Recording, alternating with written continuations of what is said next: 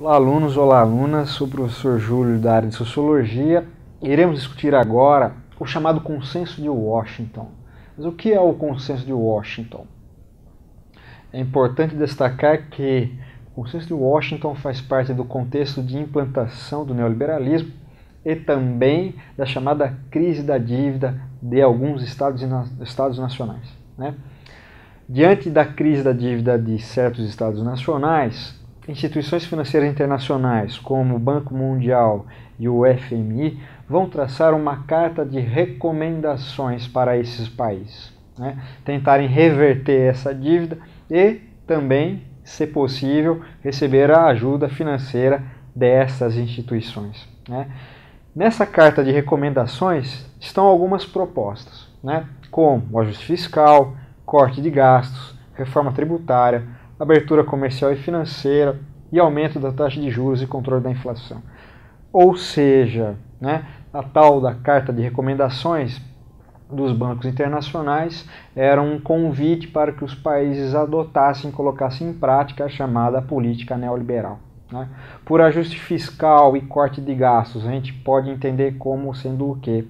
A tal da política do superávit. O superávit tanto comercial, né, aumentando o número das exportações e construindo um certo volume de reservas internacionais, né, para os países que aplicassem essa recomendação, quanto também um corte de gastos. E os estados vão traçar como principal corte de gastos os gastos sociais, né? Para quê? Para reduzir a dívida, o percentual da dívida dos estados. Os estados economizariam e ampliariam suas receitas com mais impostos, tá? Aí nós teremos o superávit, chamado superávit fiscal, que alguns dos países vão conseguir fazer. É claro, isso vai ter uma repercussão no oferecimento de serviços básicos ao público, como saúde e educação, segurança também, tá? Infraestrutura em geral.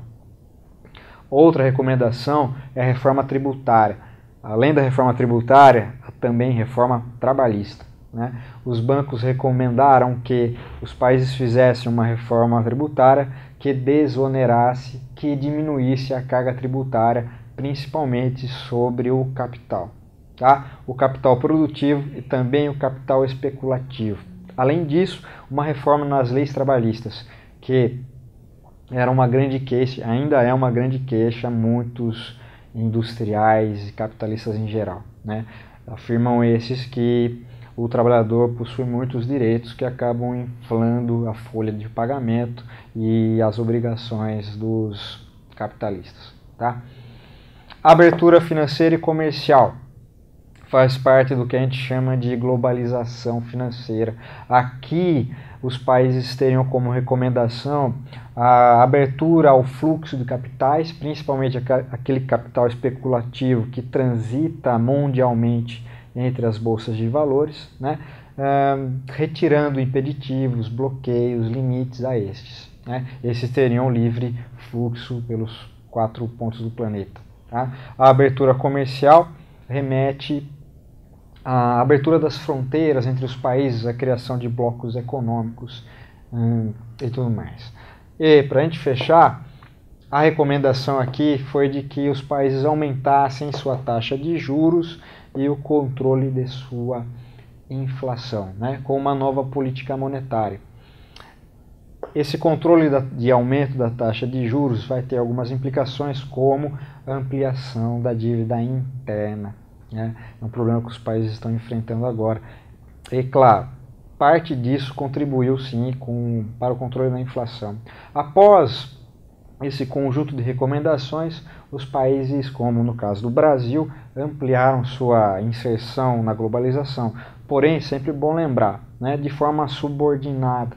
E isso teve uma série de consequências. Vários problemas sociais se ampliaram em decorrência desse tipo de política, tá? Por hoje é só. Até a próxima.